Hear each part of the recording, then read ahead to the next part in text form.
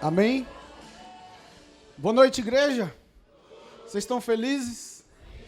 Glória a Deus. Sejam todos bem-vindos. Que bom ter meu irmão aqui. Seja bem-vindo. Deus abençoe. Glória a Deus. Feliz de vê-lo aqui conosco. Se quiser, faça dessa a sua igreja.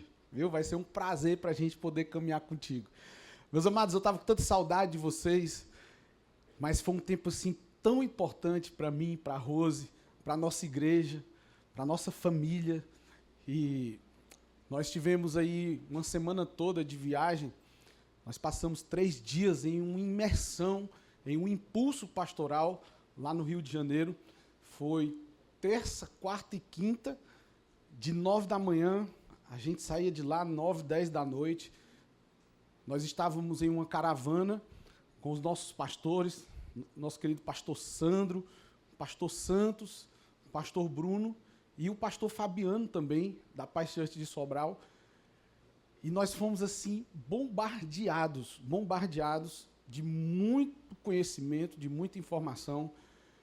E dali nós passamos 3 dias, eu e Rose, só nós dois, em um lugar muito bonito, mas a gente não aproveitou tanto a natureza lá, porque foi muita chuva. Vocês viram até nos noticiários aí, muitos alagamentos lá. A gente estava ali em Angra dos Reis, foi um tempo assim muito precioso. E a gente maturou demais tudo que nós aprendemos nesse impulso pastoral. E o pastor Josué Valandro, de uma grande igreja ali da Barra da Tijuca, uma igreja que hoje já passa dos 40 mil membros, só na sede lá e nos núcleos próximos, aliás, só na sede são 18 mil pessoas naquela igreja. E muito do que foi compartilhado ali por ele foi aprendido na nossa igreja, com o pastor Eibe, pastor Geraldo, discipulou o pastor Josué Valandro por muitos anos.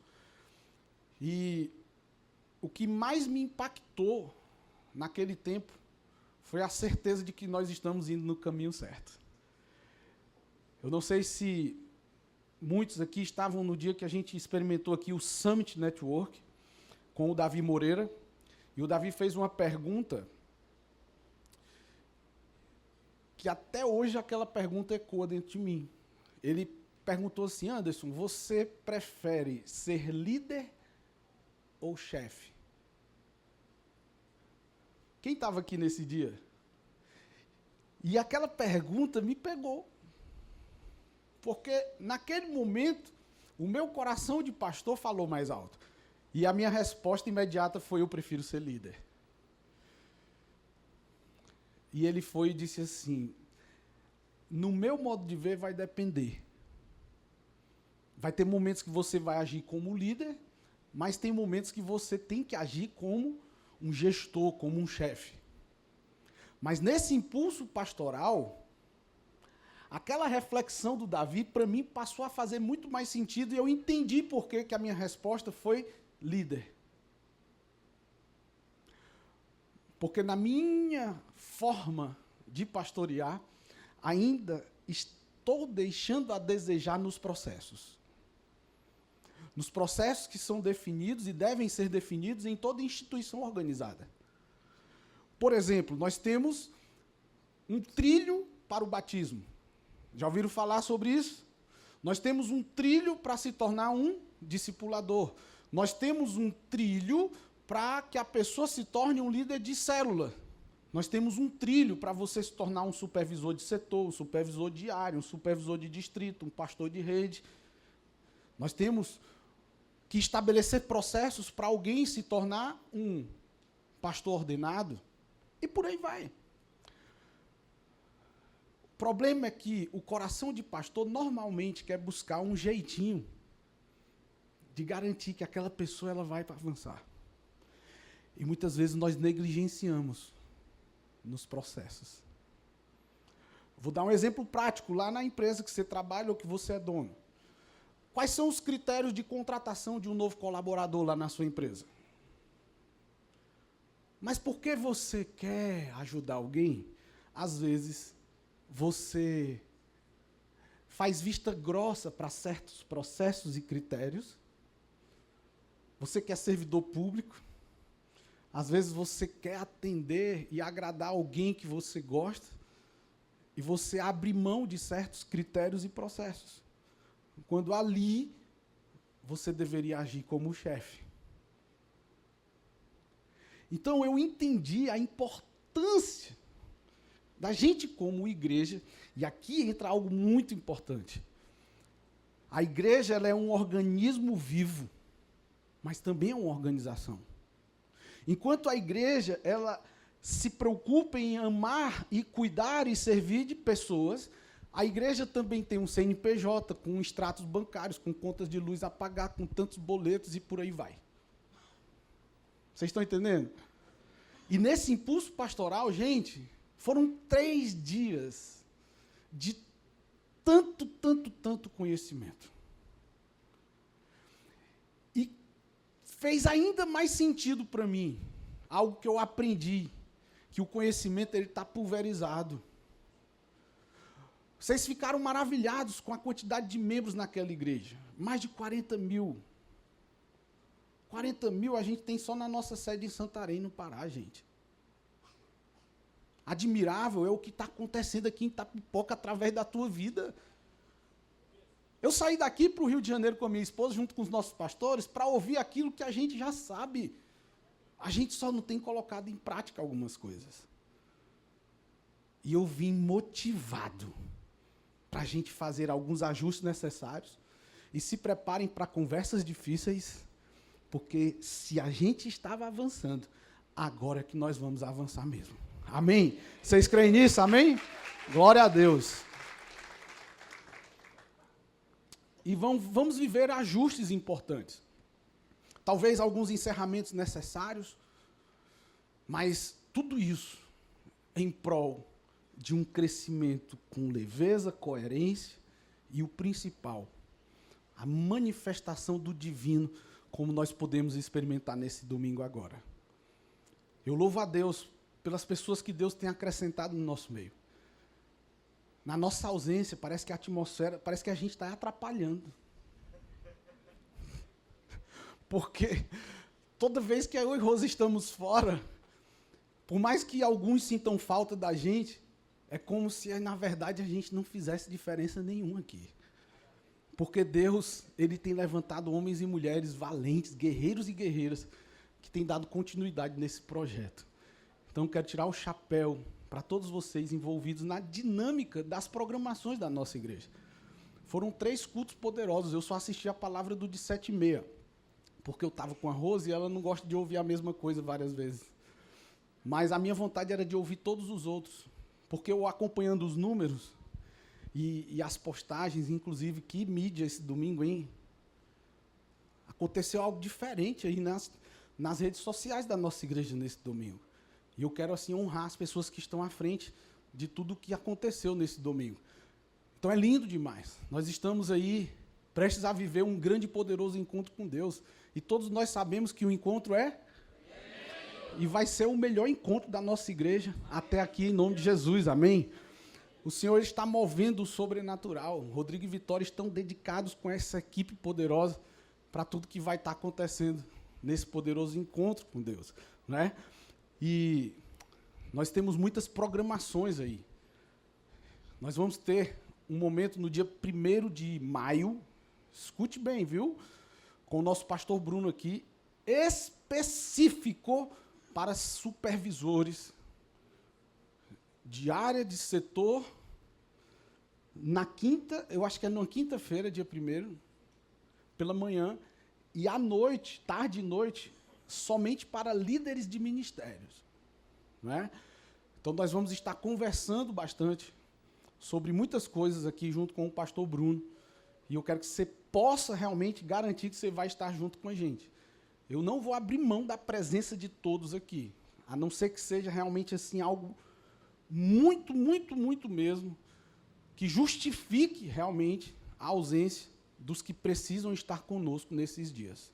Amém? Então, por favor, marque aí. Eu sei que é um feriado, vai ser um dia que muitas células vão reunir, mas você, supervisor, fique ligado. você não vai poder faltar esse nosso encontro. Amém? E nós vamos ter aí, logo, logo, o nosso grande batismo, não é? E isso aí também é uma das nossas metas, organizar os alvos das células para os batismos, tá bom? Mas vamos para a palavra de hoje. Essa mensagem, na verdade, muito do que eu vou compartilhar com vocês foi pregado pelo nosso pastor Sabá Liberal lá em São Paulo, no primeiro Tadel desse ano de 2025. Se você quiser, você pode ir lá no site da nossa igreja lá em São Paulo e ver lá. O primeiro Tadel desse ano de 2025. Influenciadores de convicções. Claro que tem, assim, uma pegada minha, porque eu não tenho a habilidade, a oratória, a coerência, o conhecimento e o domínio das Escrituras, como o nosso querido pastor Sabá tem, mas eu vou me esforçar aqui para poder transmitir um pouco daquilo que ele compartilhou. Leia comigo aí Romanos capítulo 12, verso 2, que diz assim: não se amoldem ao padrão deste mundo, mas transformem-se pela renovação da sua mente, para que sejam capazes de experimentar e comprovar a boa, agradável e perfeita vontade de Deus. Eu creio que esse versículo é um versículo muito conhecido de todos vocês. É a metanoia, a mudança de mentalidade, é realmente você quebrar paradigmas, você está aberto para o novo de Deus na sua vida. E todo instante, toda hora nós estamos sendo influenciados. Essa roupa que você fez questão de comprar ou alguém comprou para te dar de presente, é porque, de alguma forma, nós fomos influenciados para adquirir a forma que você se veste. Para muitos até feio, mas para outros é moda, né? Isso tudo decorre da influência. O impacto que a vida de outras pessoas geram nas nossas vidas, né? E eu queria começar falando sobre o padrão desse mundo versus a vontade de Deus para as nossas vidas. É muito real que as nossas crenças definem as alianças que nós fazemos, especialmente as nossas alianças espirituais.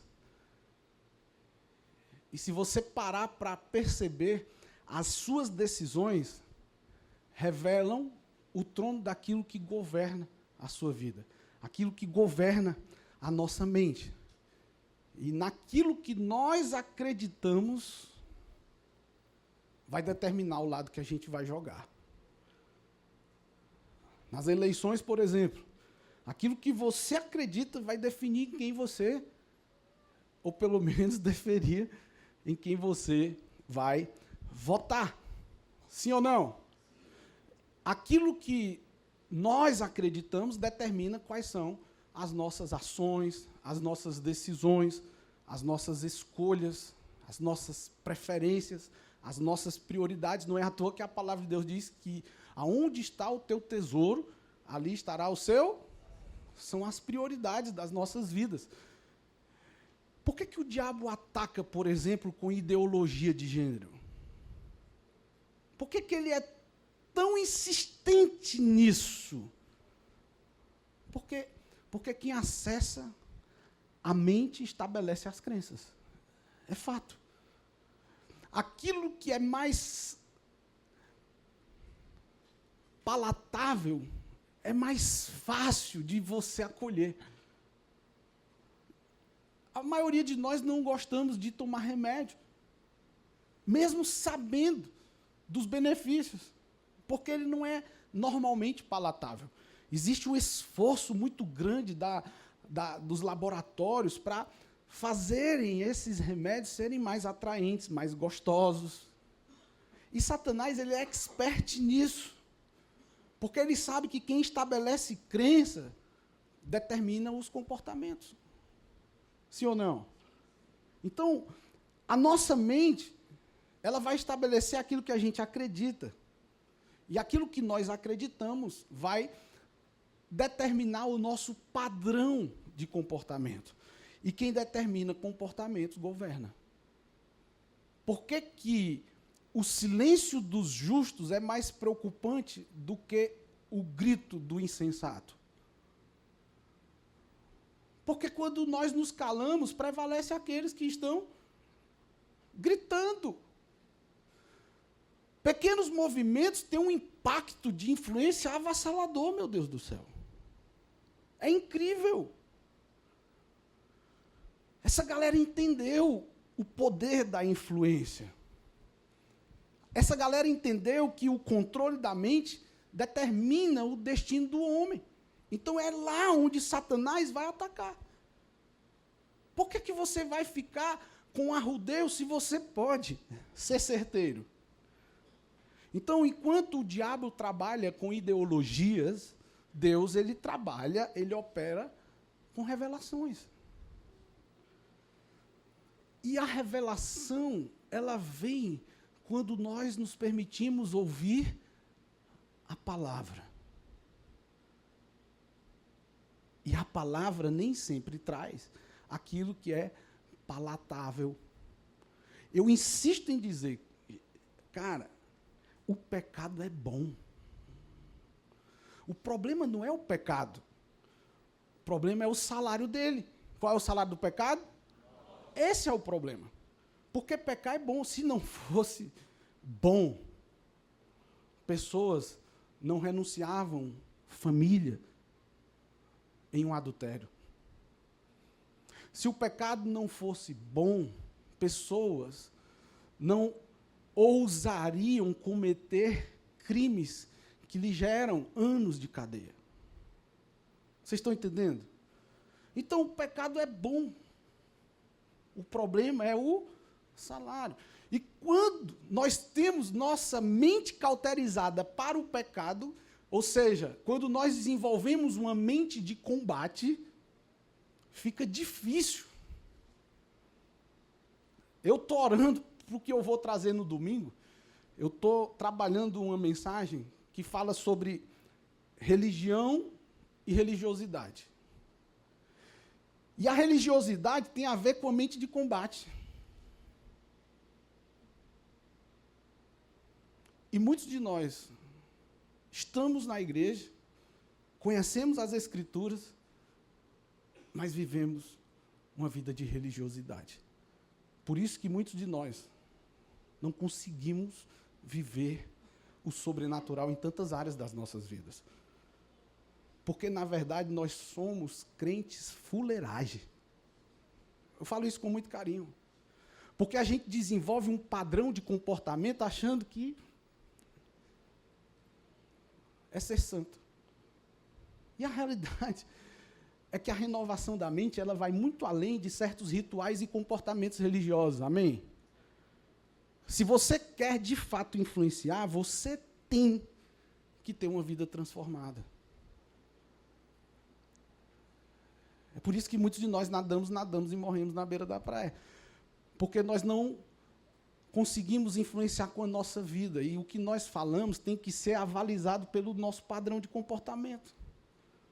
O problema é que muitos de nós somos levados pela ideologia satânica e diabólica. E negligenciamos a firmeza e a coerência com a palavra de Deus. Mas eu creio que nós somos chamados a influenciar. Amém? Quantos influenciadores nós temos aqui? Glória a Deus. A revelação está na Bíblia e não em opiniões humanas. Eu gosto quando as pessoas chegam e dizem, poxa, dá um tapinha na costa, que palavra, hein? Certo. Mas você gostou da palavra porque era o que você queria ouvir? Ou porque de fato te trouxe um confronto transformador? Porque se foi só porque você ouviu o que queria ouvir, cara, eu saí daqui para o Rio de Janeiro para ouvir o que eu já ouvi dos meus pastores. E paguei caro, queridos. O que a gente precisa é valorizar o que a gente tem. Porque se a gente trabalhar com o que a gente tem, meu irmão, mas trabalhar mesmo.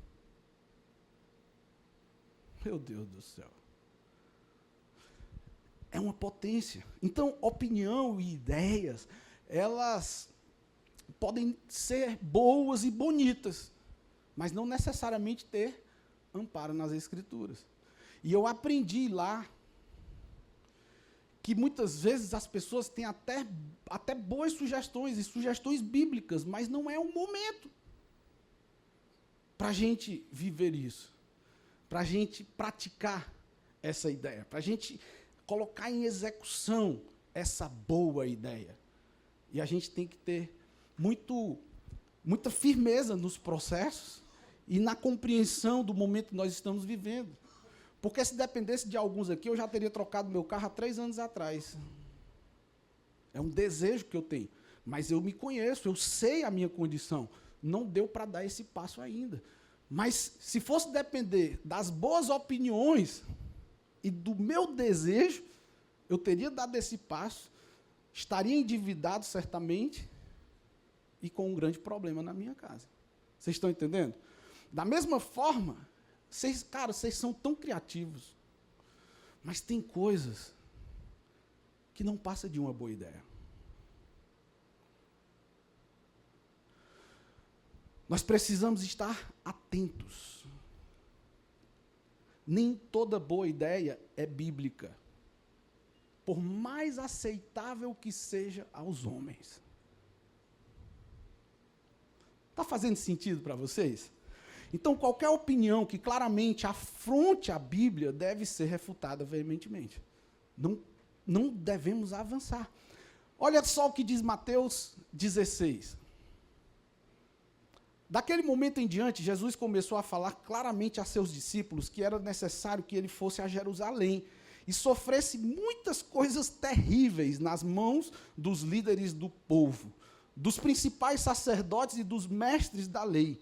Seria morto, mas no 3º dia ressuscitaria. Pedro o chamou de lado e começou a repreendê-lo por dizer tais coisas. Jamais, Senhor, disse ele, isso nunca lhe acontecerá. Jesus se voltou para Pedro e disse, afaste-se de mim, Satanás. Você é uma pedra de tropeço para mim. Considera as coisas apenas do ponto de vista humano e não da perspectiva de Deus. Uma jovem da nossa igreja contratou um economista para auxiliá-la na organização das finanças. E a primeira coisa que ele identificou era a possibilidade dela negociar com o pastor dela o dízimo, para ver se não dava para baixar para 5%. Seja honesto, é uma boa opinião, sim ou não? Sim ou não, gente? Você ter 5% a mais ali para você gastar do jeito que você quiser, é uma ótima opinião. Para muitos aqui, talvez seria a parcela do iPhone. Para outros, seria uma pizza a mais no mês com os amigos. Não sei, mas é uma boa opinião. E Satanás, ele vem com essas boas opiniões frequentemente. Frequentemente. Então, Pedro, ele tentou convencer Jesus a evitar o sofrimento. Mas Jesus sabia que aquele sofrimento, diga assim, a desgraça está no si. Entendi nada, pastor. Se Jesus não tivesse morrido, era desgraça ou não era? Cuidado com o si, viu, irmão? Porque se eu não fizer isso, eu posso morrer, me lascar. Não é?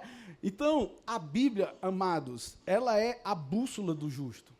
Isso está lá em Salmo de 119 e 105.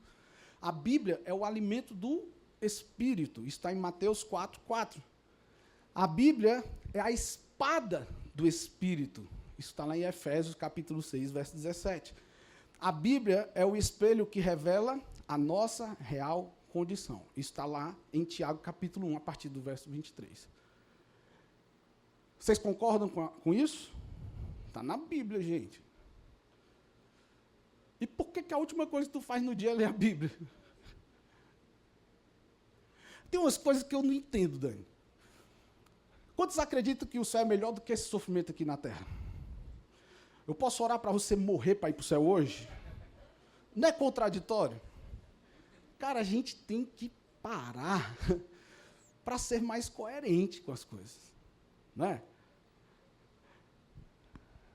Cuidado com os conselhos.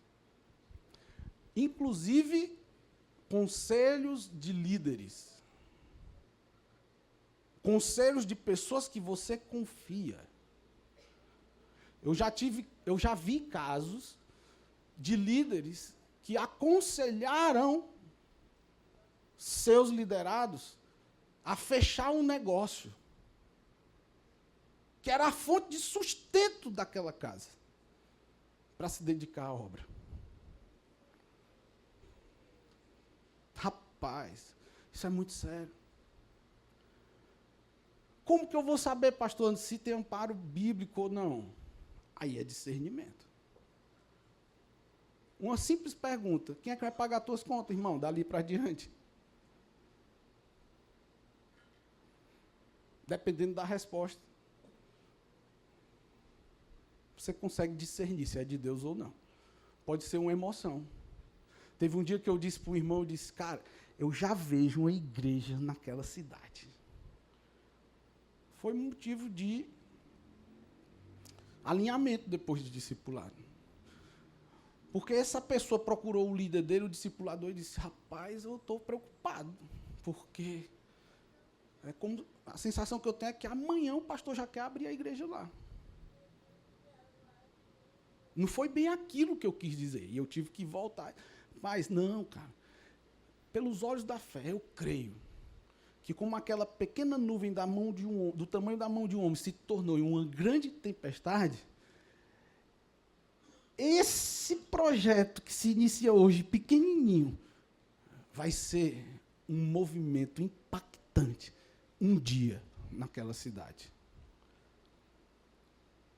Aquele conselho que eu dei foi um conselho bom, mas para o nível de compreensão e revelação daquele irmão, não fazia sentido para a vida dele. Por isso que tem certas coisas que a gente não pode compartilhar com todo mundo, porque às vezes as pessoas, dependendo do momento, da estação que ele está, ele não vai conseguir compreender e às vezes se até mata as pessoas. Então a gente tem que tomar cuidado. Eu não sei qual era a intenção, por exemplo, desse líder que mandou o irmão fechar o negócio dele. Será que foi naquela hora? Ou era quando, de repente, Deus confirmasse no coração dele? Não é? Então você tem que estar atento, cauteloso, cuidadoso com os conselhos. Olha o que diz Atos 17:11. Os judeus que moravam em Bereia tinham a mente mais aberta que os de Tessalônica, e ouviram a mensagem de Paulo com grande interesse. Todos os dias, examinavam as Escrituras para ver se Paulo e Silas ensinavam a verdade. Isso é muito sério, cara. Então, o que eu estou falando aqui, você precisa confirmar nas Escrituras. É por isso que tem muita gente que se decepciona com a liderança. Porque é um bobão. Se permite ser levado por qualquer vento de doutrina. E hoje a gente vive um tempo que as pessoas preferem ser direcionadas do que buscar a direção diretamente com o Senhor. Meu amigo, a partir do momento que o véu se rasgou, você tem livre acesso. É bom a gente orar uns pelos outros? Sim, a palavra de Deus nos encoraja a fazer isso. Mas você tem livre acesso. As pessoas não podem ser dependentes de você e, às vezes, a gente acha bom. O fulano confia muito em mim. Tudo que ele vai fazer, ele precisa de um direcionamento meu. Acha bom. E quando é o fulano, o beltrano, o ciclano? A pessoa está tirando no próprio pé. Querendo assumir a posição de salvador da pátria, de ser o cara. Não. Para que a gente realmente exerça essa influência, essa influência que muda mentalidades, a gente precisa estar amparado nas Escrituras. A nossa vida precisa ter coerência com as Escrituras. Amém? Então, a Bíblia, ela é imutável, ela é inspirada, viva e ela é a poderosa palavra de Deus. Todos concordam comigo? A palavra não volta vazia, não é assim que a palavra diz, né? A palavra tem o poder, e não é um poder qualquer, é dunamis, é um poder explosivo.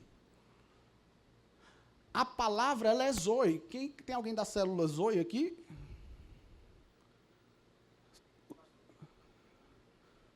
Olha só. O que é o zoe?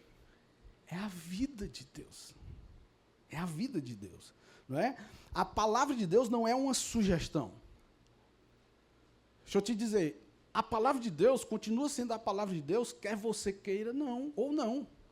Ah, mas eu não concordo. É uma pena, irmão. Porque é isso que a palavra de Deus diz. Não é? Ela é revestida de autoridade. Pensa no bicho para ter autoridade, é um jumento. Vai a 180 km por hora numa estrada e aparece um jumento na frente para tu ver se tu não para pro jumento. É ou não é? Naquele momento, aquele jumentinho está revestido de autoridade. Porque se você afronta ele, você se dá mal. Então, por mais que você não concorde que aquele jumentinho deveria estar ali, não pare não, para você ver se você não tem problema. Então, a palavra de Deus, ela continua sendo a palavra, quer você concorde ou não. Não é? Então, ela sempre vai ser a melhor alternativa.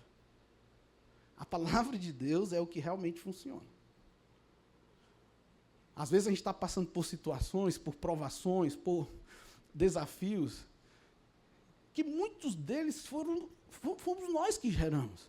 A lei da semeadura impera. Ela é real. Aquilo que o homem semear, certamente ele vai colher. Não é? Então, Jesus, ele teve um direcionamento divino, uma ordem, de que ele ia ter que sofrer muito, aflições, angústias, fisicamente ele ia apanhar. Só que ele não se deixou levar por um conselho que iria trazer alívio para ele. Porque apesar do conselho trazer conforto para ele, quem decide obedecer, meu irmão, é aquilo que eu digo. Quem tem revelação do propósito se submete aos processos. Toda semana arrumar a casa, ajeitar as cadeirinhas, para os filhos dos irmãos sujar o sofá, para poder realmente você pegar aquele irmãozinho que não tem mira, toda a vida mija fora do vaso. São aflições não ou não? Certeza, meu irmão. Mas você tem a escolha de não abrir as portas da sua casa para receber a igreja de Cristo. É uma opção, sim ou não? Mas, eu particularmente, entendi que quem tem revelação do propósito se submete aos processos. Quantas vezes o Rodrigão, arrumando aquela salinha lá do escritório, depois de um dia puxado, doido para dormir, cansado. E olha o resultado. Perseverança. Amém? E quem deve ser o nosso público-alvo enquanto influenciadores? Todos aqueles que Deus colocou ao nosso alcance. Amém? Todos aqueles. É na academia, é lá no seu trabalho. Inclusive, a cliente lá que eu compartilhei com vocês no domingo aqui, que não tinha nenhum vizinho que gostava dela. Vocês lembram dessa história? Ela foi visitada pela pessoa de confiança do juiz. Eu estou na expectativa de ver o que é que vai vir no laudo deles. Eu compartilho, eu atualizo vocês das cenas do próximo capítulo. Mas sabe, queridos, essa irmãzinha lá, ela também é um público-alvo. As pessoas, todas elas, com quem você tiver o privilégio de se relacionar, de desenvolver contatos, essas pessoas, elas são o nosso alvo. A sua família.